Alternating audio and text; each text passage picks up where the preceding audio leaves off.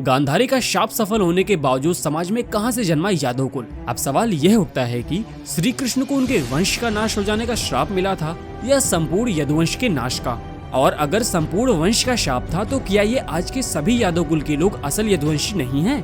जानेंगे आज की इस वीडियो में।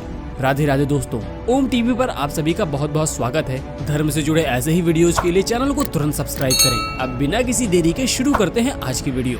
दोस्तों, महाभारत के युद्ध के पश्चात भगवान कृष्ण ने जब गांधारी को अपने 100 पुत्रों की मृत्यु के शोक में विलाप करते हुए देखा तो वे सांत्वना देने के उद्देश्य से उनके पास चले गए। भगवान श्री कृष्ण को देखते ही गांधारी ने क्रोधित होकर उन्हें शाप दिया कि तुम्हारे कारण जिस प्रकार से मेरे 100 पुत्रों का नाश हुआ है, उसी प्रकार तुम्हारे कुल वंश का भी आपस में एक दूसरे को मारने के कारण नाश हो जाएगा। चलिए, इससे ये तो साफ हो गया कि गांधारी ने यहाँ यदुवंश के नाश का शाप नहीं दिया था।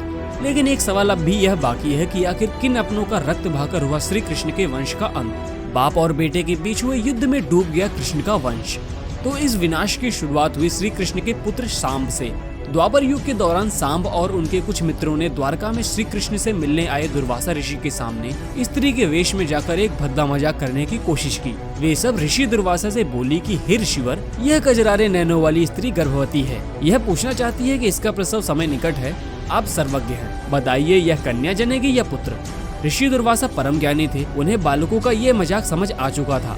उन्होंने सभी को प्रेम से उनके रास्ते से हटने को कहा, लेकिन सांब और उनके मित्र ने ऋषि दुर्वासा को अनसुना कर दिया, जिससे आखिरकार उन्हें क्रोध आ गया और वे बोले, मूर्ख, तुझे गर्भ धारण करने की बड़ी इच्छा है ना? चल, तेरी यह इच्छा पूर्ण हो और 7 रोज बाद तू स्वयं अपने गर्भ लोहे का एक विशाल मुसल उत्पन्न करेगा, जो तेरा और तेरे इन सभी साथियों का काल बनेगा। आपको बता दे कि मुसल को आज बहुत से लोग इमाम दस्ता भी कहते हैं। ऋषि दुर्वासा की यह बात सुनकर वे सभी किशोर बहुत डर गए। ऋषि दुर्वासा के शाप की बात जब श्री कृष्ण को पता चली तब उन्होंने कहा, ऋषियों का शाप कभी व्यर्थ नहीं जाता, और फिर वो तो स्वयं शंकर के अवतार ऋषि दुर्वासा हैं। श्री कृष्ण सब कुछ जानते थे, लेकिन शाप पलटने में उनकी कोई भी रुचि नहीं थी, क्योंकि वो जानते थे कि आने वाले कलयुग के लिए इस युग के अंत का होना अनिवार्य है। धीरे धीरे 7 दिन बाद दुर्वासा मुनि के शाप से सांब के गर्भ से लोहे का एक मुसल पैदा हुआ।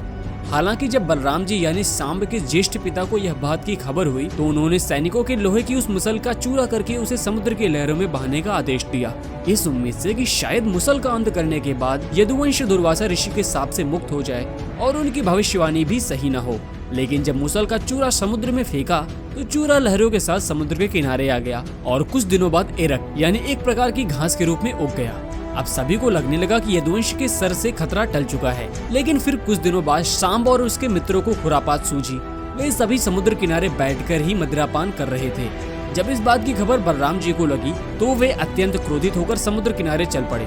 बलराम जी कहीं क्रोध में कुछ विनाश न कर दे, इस भय से श्री कृष्ण भी उनके पीछे पीछे समुद्र किनारे पहुंच गए। श्री कृष्ण और बलराम जी ने सांब को समझाने के सभी उचित प्रयास किए, लेकिन कहते हैं ना, विनाश काले विपरीत बुद्धि। नतीजन बातचीत धीरे धीरे उत्पात और फिर अंत में ग्रह युद्ध में बदल गई। झगड़ा इतना बढ़ा कि धीरे धीरे सभी कृष्ण वंशज वहां इकट्ठा हो गए और लड़ाई 2 पक्षों में नियुक्त हो गई और समुद्र किनारे उगाई घास को उखाड़ उखाड़ कर दोनों पक्ष उसी से एक दूसरे को मारने लगे। उसी एरका घास से यदुवंशी का नाश हो गया। हाथ में आते ही वह घास एक विशाल मुसल का रूप धारण कर लेती। श्री कृष्ण के देखते देखते सांब, चारुदेशन, प्रद्युम्न और अनिरुद्ध की मृत्यु हो गई। इसी आपसी झगड़े को मौसूल युद्ध कहा जाता है। इस घटना के बाद बलराम जी ने समुद्र में जाकर जल समाधि ले ली।